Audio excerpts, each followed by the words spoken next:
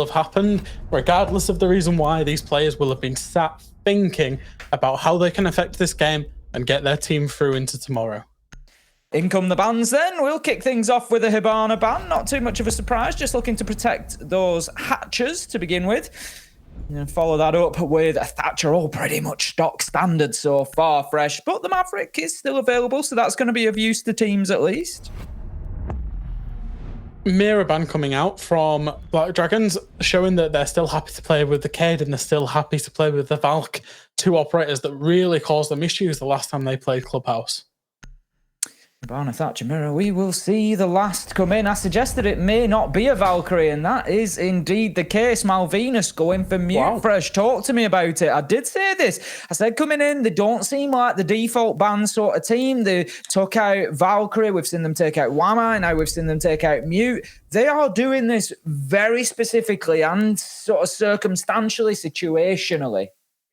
I think it probably speaks to the fact that, you know, there's obviously the roaming possibilities on Mute, and you talk about the Mute and the Mozzie on the roam, particularly when you're talking about Church and Basement. But also, if there was a Cade ban, for example, Mute can get rid of, can stop the breaching on both of the bottom garage walls and the normal breach and the construction side wall, right? There's a lot of, if you use Mute for that, there's a lot of utility that Mute can bring that you've got to figure a way around, whether that's nades, whether that's Maverick, whether that's Twitch drones, whatever it is, you've got to figure a way to get rid of that if you want to. Say you're on the CCTV breach, you've got to do garage walls and you've got to do the main breach on the CCTV wall. So getting rid of the Mute, although they do have the Cade to get rid of, but obviously Cade only has 2 electric cores and can't kind of solidify 4 walls just like Mute can. It's a little bit out there, Ace, but I do love it. It is. We'll see how we go. We'll see how we go. I do love a bit of Clubhouse. I've got to say, it is one of my favourite maps. I think since I used to type Consulate a lot, but obviously that went out of the competitive pool, and I feel like my allegiance may well have shifted over to Clubhouse. So I'm really looking forward to this one, and I've got a feeling that these two are going to absolutely go at each other here. I wouldn't be surprised to see it go all the way in regulation, at least, if not to overtime. I've genuinely, I said this at the time in Mexico when we had that whole Team 1 Cyclops, and there was like one score line that could lead us into a replay, and what score line did we get?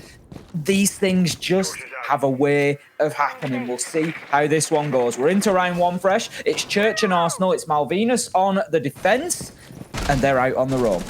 They're out on the roam, and what I'm seeing already from Black Dragons is Live not being the opening engagement. It's Perez. He gets the kill onto BLK, and that's great opening engagement. When this happened in the game earlier, Live was the opening engagement. He was dying. Perez might be able to get a couple. He was in bar there, and they rotate down the main stairs. He's played it very passively, so he's going to allow the defenders to rotate down. However, it's a good start. It's great pacing as Socko. He's going to look for a return. Perez is ready for it, and he's playing very passively and just waiting for Malvinas just to fall into his line of sight. He's got 2 kills straight away from him.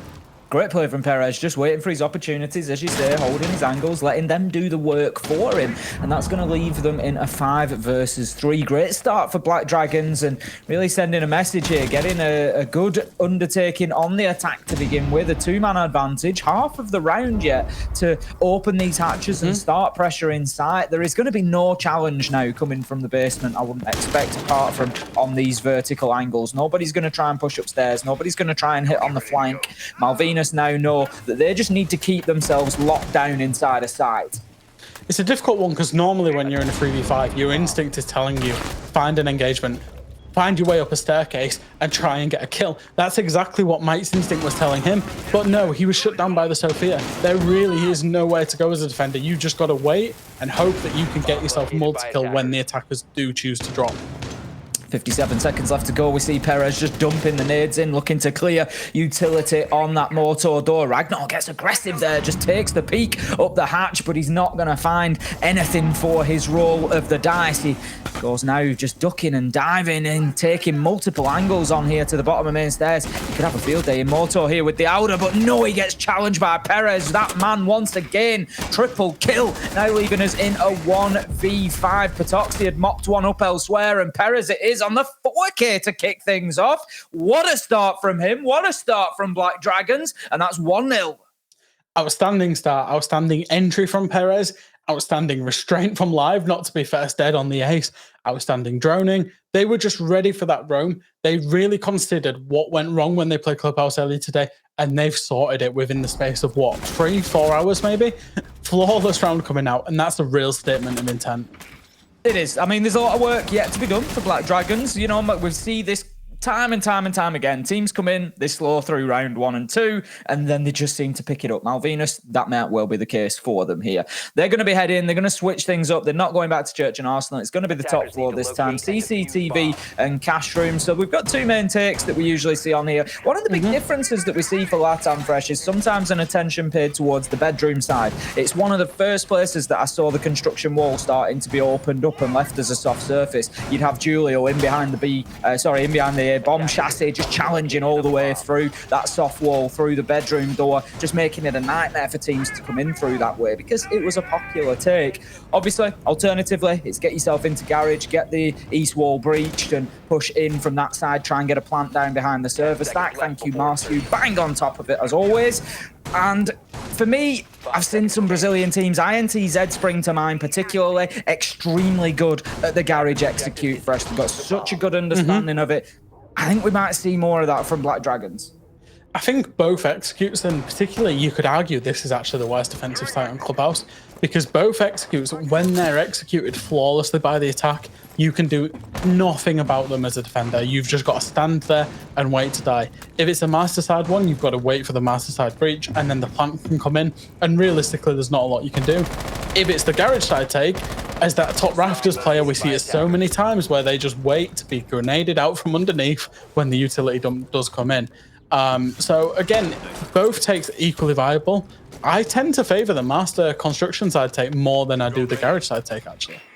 Looks like we might have a bit of attention paid to both sides. It could be fortunate for Malvinas that they've taken the option to actually reinforce the double wall over by Jacuzzi. It's interesting though, Fresh, because you need a lot of reinforcements on this site generally if you're looking at holding the garage side. The majority are used. So if you're playing 2 over on that Jacuzzi wall, we're missing reinforcements somewhere. That's the top and bottom of it, off what we would normally expect to see from a side, from a hold that's focusing over towards the east side. But as we can see, pressure coming in from the Black Dragons on that western side. They've got the drop into logistics. Perez has got the drop on Mike there and just absolutely deleted him out of sight. And that's going to leave us now 5 versus 3. Black Dragons just coming in super aggressive here on Clubhouse. Yeah, and I will say the breach is also open. So this construction take with the breach open as well. And Patoxy playing on that breach. Oh, he's just jumped off. But if he's playing on it, it's so difficult to play. That's why you'll see Soccer trying to get aggressive to get him off that breach. It's not going to work. It's going to leave Tom in a 1v5. He doesn't even look at a single attacker before he's dead. And I've got to say, once again, Ace, that attack was perfect from BD there. It looks like men against boys in reality in this first 2 rounds. I think that's the best way I can describe it. And, you know, that's not right. Malvinas have shown us, you know, much better than they have so far. BLK, early death, both times so far. He's just being completely shut out. This was something that we spoke about before coming into the game. How can they deal with BLK? How can they prevent him being a problem? Well, Baseto shows us how you stop him being a problem. You go in and you shoot him in the head fresh. Simple as that. Simple.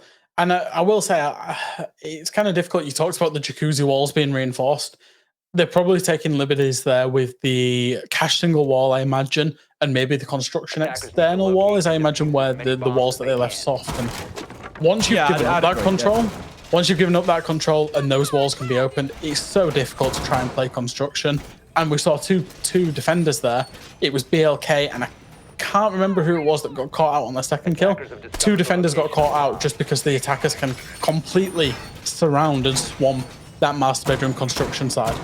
Yeah, and the thing is, you know, we're not putting the whole round win or loss on 2 reinforcements, but the point is that Black Dragons just dropped logistics and played on bedroom window. So the 2 reinforcements on Jacuzzi wall are now redundant anyway. You know, they're useless. They're pointless being there. They're not going to do anything for you. So again, it was an interesting way of Black Dragons just to basically make sure that Malvinas had completely wasted that utility. Now, we're going to have the Valkyrie brought along by BLK, maybe just looking to feed a bit more information in here. Maybe that's what they feel that they're lacking. They're just not quite sure where they're going to be pushed from. To be honest, I can give them a quick answer, Fresh. You're going to be pushed from everywhere. at the minute because that's what Black Dragons are doing. As you said, quite rightly, they're just surrounding them and they're just putting pressure on them from every single angle. They've got their number right now. Malvinas, for me, they need to slow things down somehow here. They do, and Jim is therefore the perfect site to try and slow things down, because what you tend to see is teams coming across from the east. As you see Basetta there, he's breaching the CCTV wall. What they tend to do is they try to come across from the east and do a full clear across. And as defenders, what you can then do is delay, fall back, until eventually the attackers run out of time.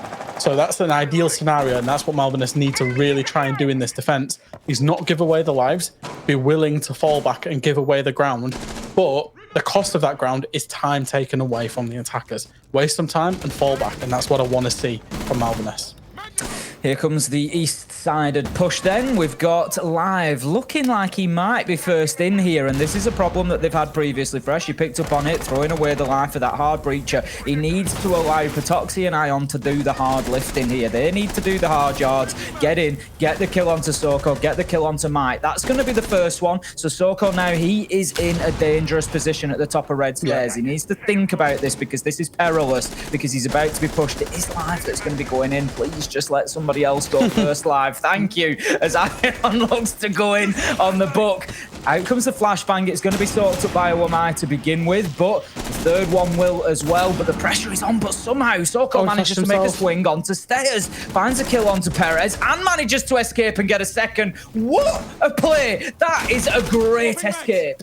And that is a great escape, because he got sold short by Mike there dying before. It should have been the Wamai being the first dead. One thing he will know is he is absolutely trapped now. He hears Bassetto on the main stairs. He knows that he can't go back up Adam's stairs. Maybe an oil pit and go back up into garage, maybe not. But whilst he is down there, he's wasting time from Bassetto. If his teammates can get kills back, Bassetto will have to divert his attention elsewhere.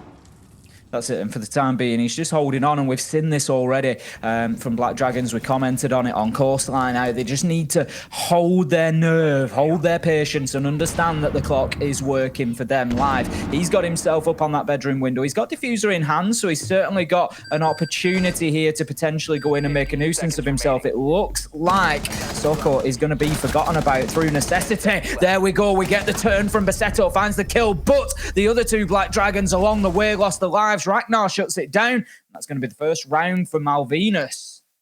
Really nice round as well. And it was a really nice round, particularly from Soko. He had no right winning either of the engagements he did. He then had no right wasting as much time as he did. And we come back to Black Dragons getting quite tunnel visioned. Bassetto was getting tunnel visioned on Soko in the bottom floor. And the remaining attackers, they've then got to front up a 2v3 onto site. They eventually lose that out, and that's all she wrote, basically. Soko, I actually wonder how Soko has been allowed to live there, because the shield was on the stairs, which means any top red rotate that he was trying to play in and out of cash was fully exposed if he was peaked. There was like 4 Wamai discs, fine, but normally you'll see the shield played on the rotate itself to allow somebody to play behind it, and then when all the burn comes through, he can just escape into cash without having to risk his body being seen. Soko should have been dead, and that's a big mistake from Black Dragons, but Malvinas, they've picked up the round that was given to them. Great play from Soko. I think he's won the round essentially there, especially with that 2k to, like you say, you know, the miracle escape really. But you know, you just get the feeling that maybe if that's a different player, obviously Bassetto we see taking a lot of the supportive ops. He's got kills in him, don't get me wrong. You know, but maybe if that's more of your Ion, maybe your Perez, they're going to go in and look for that kill on Soko. They're actually going to push down main stairs. They're going to know that he's there. Let's go and have a look, see if we can actually clear him out, take the initiative here. Because as a defender, he can just sit there. And that's exactly what he did. Played it perfectly. But looking forward rather than back, we're heading into round 4. It's going to be Church and Arsenal once again. We saw this back in round 1. Malvinas were unsuccessful in defending it. Black Dragons were able to clear out the roamers extremely quickly, very, very efficiently without loss of life. It was 5 versus 3 within a matter of a minute. This time, they're going to have to look even further. They got the couple of kills inside of bar last time, but all the way up on the top floor is where they'll find the roamers this time. Maverick needs to be very careful he doesn't get peeked through the soft wall, as Mike does take some shots but doesn't actually catch any. And Perez is having a harder time getting himself into bar. I noticed he was trying to drone for himself and that was shot out instantly. So there's a bit of a double down even from the site players to come up to Adams, come up to Lounge to try and just get these drones for their roamers. Bisetto, he might manage to get a couple of kills here by just crouching through. He's getting nice fast pace and he's got some red pings on the Malusi. Although the Malusi of Mike does seem aware they're in a crossfire between Mike and the construction door, between the bedroom door. And there will be a flurry of trades coming out. Socko and BLK doing their job on the roam there, and they've managed to get 3 attackers for what it's worth. The Malusi might, I think, a little bit unfortunate there. I don't think they necessarily knew that Bisetto was pushing in with Patoxy, so getting that first kill, they thought it was time to fall back. But the crossfire was there, and the trade was established, and it was exactly what they needed live now, trying to make something happen, but taken down as he is just distracted by that Banshee. We've seen a couple of great kills on this exact angle so far today, real tight pixel peaks, and Perez manages to find another with a kill onto BLK, swings onto main door, and takes a chunk of damage out of Soko as well, who will continue the challenge. There's going to be a nade stinging his way. He needs to be careful as he pushes forward. Doesn't quite reach far enough. Coming into the final minute, Perez 1 versus 3. He's going to just dip himself out and see if he can attack from a different angle. This is smart because what he wants to do is he wants to identify any 1v1s he can. It's like the crux of playing in a 1vx scenario.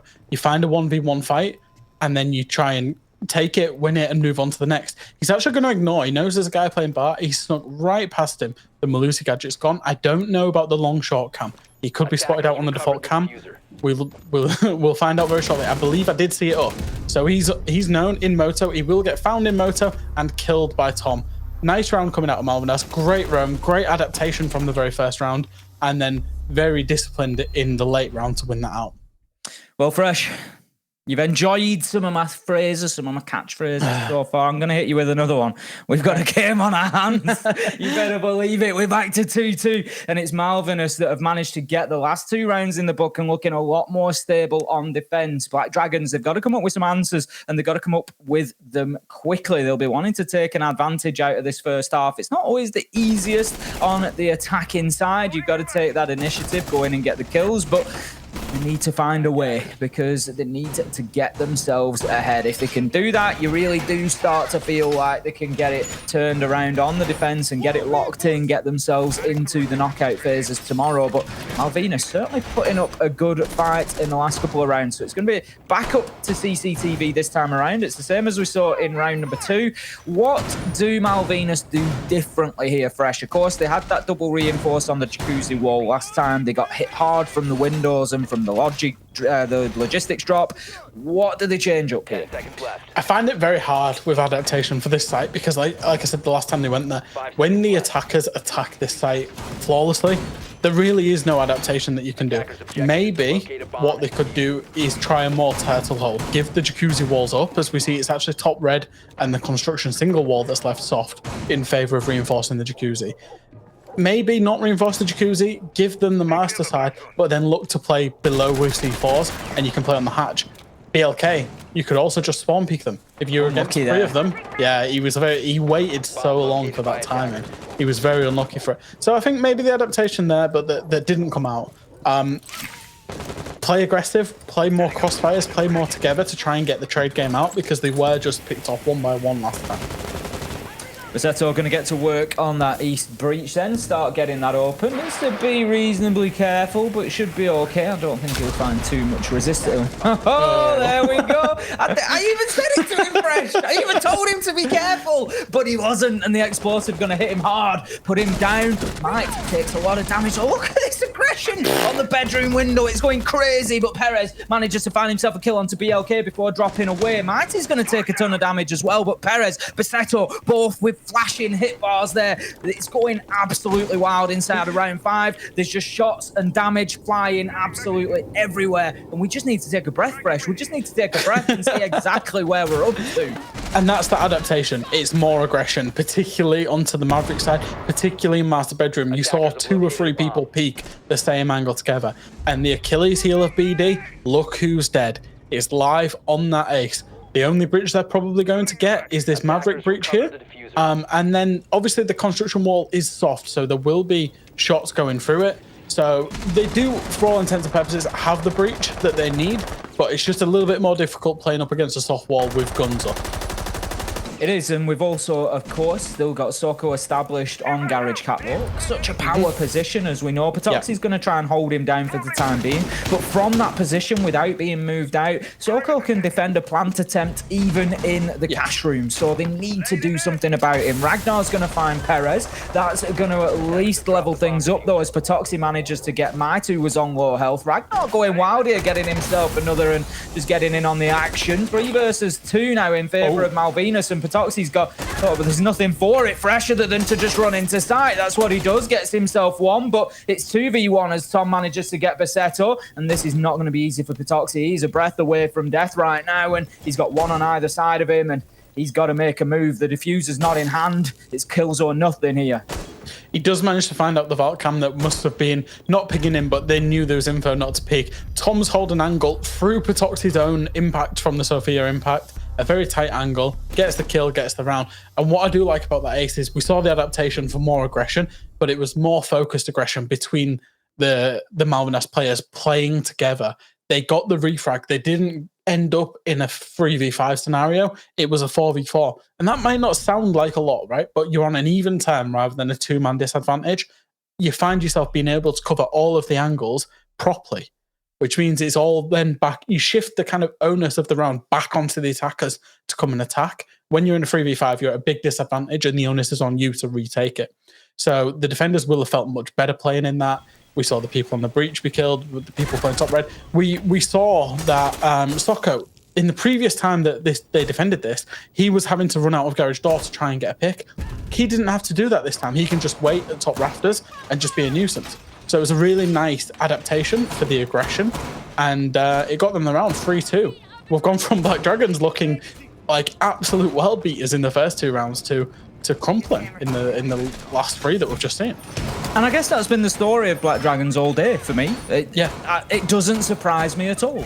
They've, gone from 0 to hero and back again, more times than I can count now. They'll have a couple of great rounds, and then they'll have a couple of rounds where they just look lost at sea. And that's what we've seen over the last couple. Malvinas 3-2 then, they've really got themselves back into this, carrying a lot of confidence towards the half. Gym and Bedroom it's going to be. They won this back in round number 3. It was actually the turning of the tide. This was the one where they were able to stop the flow of Black Dragons and just really, find that spring in the step that's got them through the last 3 rounds. So I'm sure Malvinas are going to be feeling like they can lock this down and get themselves a 4-2 half, which is exactly where they will want to be coming out of the defensive side of Clubhouse. Now, quick attention from Live towards that construction wall. He's going to get the Selma charge on there and get it breached open, but we will see there is some electricity applied from the Kaid that's just going to burn it away there, so there'll be no entrance coming in through there. That's an interesting contention of that wall. Normally when it comes breach, you don't expect it to be tricked because it's not one of the 2 main walls.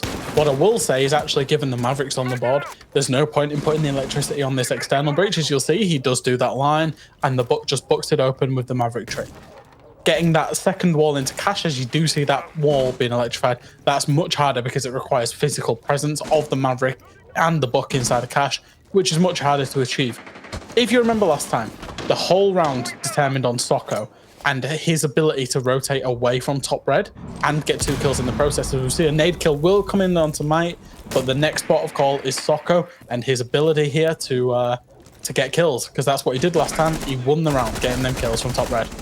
What an absolute beauty of a nade that was, and Soko's not going to be winning any rounds anytime soon as he gets taken down by Live, but instead this time it's BLK and Tom who step up, finding 1 apiece and leaving us now in a 3v3, and again Black Dragons just unable to really take advantage of that superior man count that they've gained themselves with a couple of kills, and they've been reined back in, but they've got themselves locked inside a site now. They can start fighting almost as the defenders here, but Tom manages to find 1 onto Ion, and it's all slowly crumbling, but Bassetto, he's trying to hold things together as best he can. Live gets aggressive and goes in. It's all up to Tom. 20 HP on the Kaid and 2 kills to find. Certainly no mean feat for him here. There's an opportunity to get the diffuser down, which is exactly what's going to happen. It's just on the other side of the soft wall. wall, but he doesn't know. He could have got the bang through, but no, he finds one. Cannot get the second, as somehow Live comes off the diffuser just after it plants and gets that final kill. And that was a close one for Black Dragons. It shouldn't have been a close one, though. They got the 2 opening engagements in cash. They played it so well. And then they just kind of walked into Master and it was completely clear. Live goes in, he thinks there's somebody in the bedroom, there's nobody there. And he's just like, boys, we can plant. It was an unlucky round for Malvinas to not recover that, but Black Dragon should have had that from the get-go with those two opening engagements. Tell you what, it was agony watching that soft wall, wasn't it? With the plant on the other. Oh, honestly, Tom's going to watch that back later and he's going to think, if only I knew, he could have easily got that kill and moved on. This was a beautiful nade from Perez. I've got to look at the absolute precision of that. And that takes some nerve to do, because when your indicator's flashing that fast, you know you're half a second away from it detonating. That takes some serious reflexes to just get that and let go at the right time without it taking your arm off. There's a few people we know that would have hung on to that for another half a second and blown themselves and all their teammates up without naming names. You can just say it, Fresh. You can say it's me. No. It's not you. It's somebody else that we know, that we both know can do that. Anyway, moving through to round 7, we see Black Dragons. They're going to go Church and Arsenal, and we're going to see, I believe I just saw the Church wall be shot out with a shield placed behind it. I could be wrong there, and it might indicate that they want to use those reinforcements elsewhere, potentially up on a roam. We'll see as we go on. Oh no, doesn't matter. The shield is there, but the shield's there. It's just the top of the wall that's been shot out, just to allow for potential explosives to go over the top. But BLK going to rush himself in towards Strip, wasting absolutely no time. I can only imagine that he's got a drone pushing in ahead of him. He's got Ragnar with him for support as well, but he's just on the external side at the minute. He's going to be heading up towards the top floor potentially. He needs to be careful. He's got the diffuser in hand, but I'm sure there's going to be 1 or 2 in ahead of him. Perez was actually the opening death twice when they defended this site earlier, and basically he was playing Adam Stairs and he was playing it very passively. And BD, because they didn't roam, they were under so much pressure early. Perez is kind of the only free element in this defense where he can kind of lurk up and go into lounge, but he was found out he was the opening pick early on. If that happens again, what BD had the issue of is there was just so much vertical pressure into site, the breaches going off, that they couldn't really go anywhere without the attackers holding their rotations out. So if the same happens again, they need to find a way to alleviate that pressure. Mike just going straight out of the window there and back into kitchen. Gonna start opening things up on the sledge. Takes out the Valk cam as he goes. And this was sort of the point I was making before coming into this about the Valkyrie. There are uses there, but you got to get them well hidden, because quite often the Valkyrie cams on Clubhouse will just get spotted out, and that's the case here. But they still need to be conscious of the nitro that is lurking beneath in the hands of Ion. But I don't think Ion just in a position to really be deploying that against Might at the minute, especially with the floor being opened up. It's just forced him deeper, so he's playing in behind the boxes there at the back, and there's going to be an opportunity to get that hatch open should Malvinas want to do so. And again, they've opened up the Moto hatch. They're not too fussed right now about the kitchen hatch. I assume that we're going to see that soft. The sledge is just looking for any potential picks, so people can't play deep Arsenal, because if they can play deep Arsenal, they get the angle onto short where Maverick is currently occupying. The breach is going to go out now, potentially for the Church wall, as they look to try and move people outside of Church, and then presumably Ace, they'll try and push somebody down blue lane.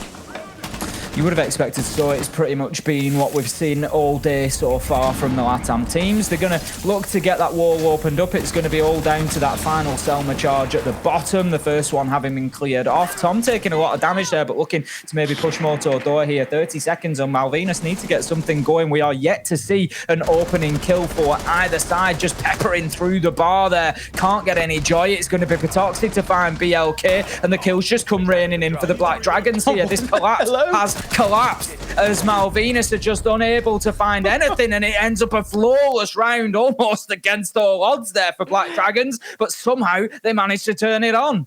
And I think that was really nice from Black Dragons in terms of they didn't die early. That was the problem the last time they defended this in the previous matchups that we saw today. And they managed to just understand what the attackers wanted. Eventually, the sledge is going to come off the vertical because he has to either push down blue, push down main stairs, or go with the team, right? So he's going to come off that vertical. They retook Arsenal, and they managed to get so many angles onto long and short. Plus, there was 2 guys stubborn in church, playing behind shield, playing behind the bar, that just would not move. For Malvinas, and I suppose this is my kind of question more generally for LATAM teams specifically, is Kitchen Dirt was on there. Once they'd got control, they could have opened the hatch. There was literally nothing that could be done against the Kitchen Dirt take with the way the defenders were setting up. Whereas going for the church side was like repeatedly banging heads against a wall, just repeatedly. So maybe I want to see a little bit more flexibility, just a call to be able to go for a Kitchen Dirt side take. Yeah, I think, you got to keep in mind these are teams that they've not been at those international competitions. They've not played against your EUL teams, your NAL teams, your APAC teams, and those things take a little while, I think, to filter through sometimes. It may well be that FaZe go and play in Sweden and they see the effectiveness of that Dirt and Kitchen hatch take, so they start taking it back. You might only see them use it once or twice in the BR6, and if that's not against Black Dragons, it maybe doesn't get adopted, and it's maybe one of those takes that's just going to take a little bit more time for them to be picking up. Maybe one of these teams need to make it to the 6 Invitational and have that experience of going up against it, and maybe it'll then go into the strat book. But as you say, for the time being, it is very much still the old-fashioned necessary, but the older style take of Church and the Blue Tunnel. But for the time being, we're going to be attacking onto Gym and Bedroom, and that's not something too unusual to see now. Defensive teams just foregoing CCTV and Cash and maybe leaving it as a third choice site rather than the second in particular. We're going to head to Gym and Bedroom on the opposite side, and the pressure is mounting quickly from Malvinas here, straight onto that east side and looking for that CCTV and Cash clearance. Yeah, and it's almost a carbon copy. Again, the shield is placed with top red rather than the rotate. So as soon as Malvinas realize that, they can presumably isolate the Wamai from rotating back, because they can hold his line of sight towards Cash, they can hold his bottom red. Eventually he has to run into one of those line of sights and he will die. The nade does come in from below, but only does chip damage to Ion. And Ion might actually leave here, just maybe not. Apparently he wants to die to a nade today because they're coming through. He's going to try an impact trick. He does manage to get the impact trick off. Soko finds a kill out of screen onto Perez. Yeah, it's not a bad start for Malvinas there, just managing to take a lot of damage off Ion and find the Valkyrie as well. Valkyrie now, Perez just going to be sitting on those cams, feeding information in. BLK holding a tight angle. They know there's still one inside of Cash. They know there's still one at the top of red stairs, but at the minute, they've just been unable to shift them, and that problem continues here. Patoxe manages to find Might, and all of a sudden, Black Dragons are looking pretty comfortable here. There's 2 still in position. One's going to be closed out, but Ion manages to find a trade, and the kills just rain in. And somehow Black Dragons end up on top. Baseto and Live doing the work from deep inside a site. Ion ultimately cleared, but nearly 2 minutes into the round, and now it's all up to Tom. He's in a 1 versus 2. He does have Diffuser in hand, so that's a point to his credit, and he's just looking to see if he can get any challenge at all. But shooting that alibi decoy, that's going to just really announce his position here, as the red pings would have followed, and Black Dragons right now will know exactly where he's coming from. There's the first challenge onto the top of main stairs. He's looking for the man behind the double jacuzzi wall, but they know he's coming, and they're just playing. This is a game of cat and mouse now with Tom, as they just keep dipping away, just trying to waste time and get a better angle, and it's Live who ultimately finds it, closes out the round. Black Dragons 5-3, and could they be cruising towards day 2? That was almost a perfect crossfire. You had the alibi, the Wamai was holding the red stairs. You had the alibi holding the Wamai's top red push-in from the breach, and you had, I believe it was Ion on the SMG-11 holding the alibis run in from Cash. As those actions happened, there was a flurry of trades, but who came out winning those trades? It was the defenders, because Ion was never traded out himself. Really good defensive crossfires there, and that's exactly what you want to see if you're a Black Dragon supporter.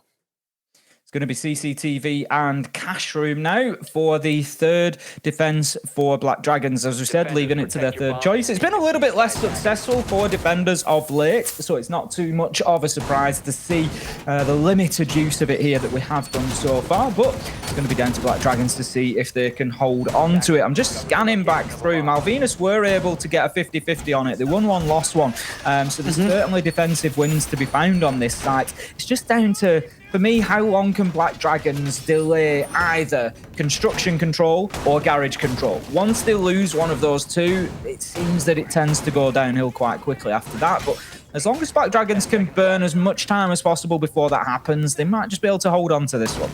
The adaptation here from BD compared to what Malvinas did is the Goyo. If you look at the Goyo, there's one Goyo shield in Lounge, and there's one Goyo shield faced in Cache towards Construction.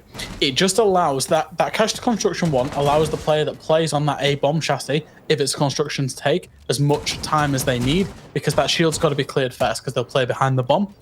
Alternatively, if they come for the garage, the Lounge player has to be cleared out first, so it's a delay and repay tactic in terms of clear. It's just more utility that the attackers have got to clear out. That's it, and they found this time those extra reinforcements for the Jacuzzi wall. They found them by not reinforcing lower garage, but as you say, having the player in Lounge plays in towards that because they should be able to make that challenge, although I don't think the Lounge wall to garage was open. So interesting one there. They may well be able to find some easy access into sort of lower garage for the time being, or we might see that change now as the two players head down there. But as it is, I think we've seen Malvinas get themselves into the Jacuzzi side of things. They're working across Master now as we speak, and they're going to be heading to try and put a bit of pressure on that east breach as well, although Tom just slips away. I'm not sure how much of his work was done on the Maverick, whether he's got that breach onto a soft wall or not. We'll see. Yeah, there we go. It's nice and open. So that's east wall open. We've got pressure coming in from the west side as well. This is a nice double-sided take from Malvinas here. Yeah, another compare and contrast is that BD are playing with the construction wall shut, whereas Malvinas didn't. What that means is they've now got to breach that wall with the Thermite, presumably not the Maverick. And you see the rotation by the BD players. I believe it was the Valkyrie of Ion has gone below. He's going to play to look up that hatch potentially late on to get a kill onto that Thermite. Or if the Thermite gets the breach off, he can get a kill onto anybody that's trying to push through that construction single wall. You see the hatches open there? And that is where Ion is going to look. It looks like they're aware of him though.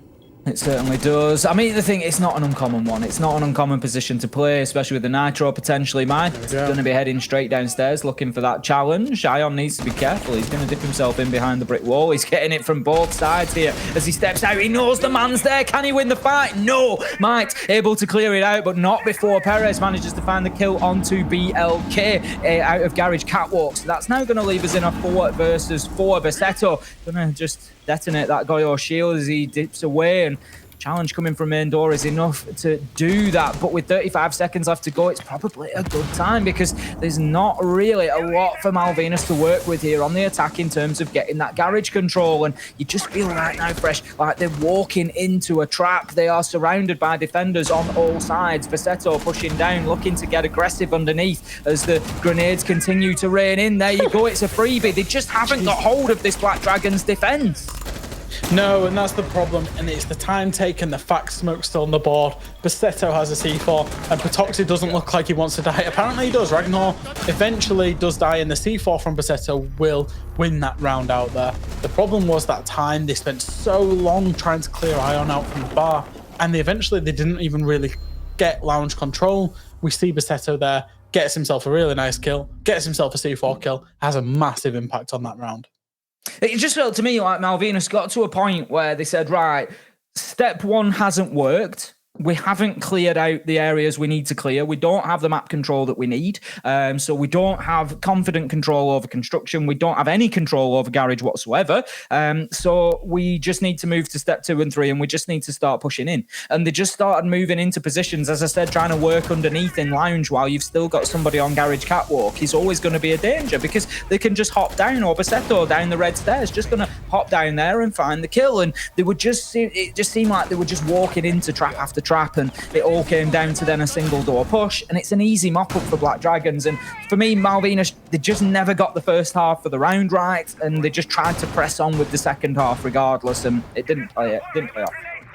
We're at match point ace, which means that Black Dragons, should they get one more round, will confirm themselves to be in the bracket tomorrow and will condemn Malvinas to go home after today's play. So this could be the very last round that we see Malvinas game in the SI22 close qualifier here. It would be a bit of a shame, but Black Dragons have played this superbly since they got on the defensive half.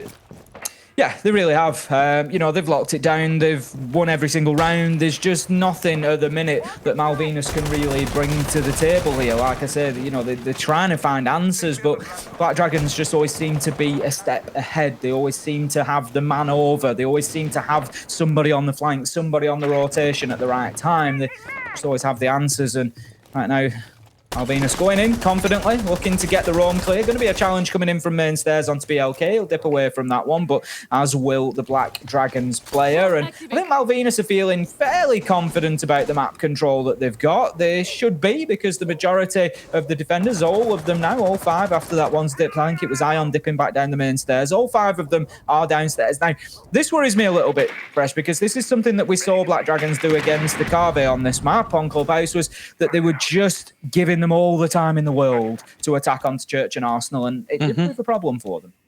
It does. Although what I will say is presumably the same setup is coming out in Church side as well, from the smoke with the shield, and presumably they're kind of baiting them into this Church side take that we previously saw that didn't go well at all for Malvinas. The sledge, I believe I've just had the sledgehammer start swinging, maybe not. But again, it's going to be a Church side push. We see the breach coming out and a C4 straight onto the sledge just as he rips that hammer. What that means is Patoxy can play aggressive, and we know how he likes to play aggressive, how he likes to play stubborn. They need to deal with him before they even look to go for the Church walls here.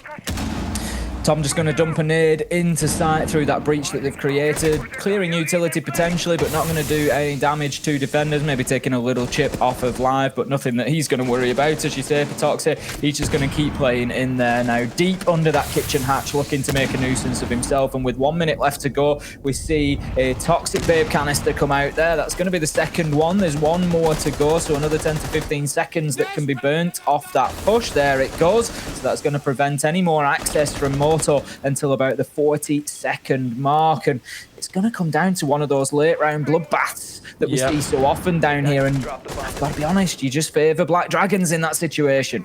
The time and the man count, you'd have to favour Black Dragons. The extra breach is going to help, but Live might be able to play aggressive on it.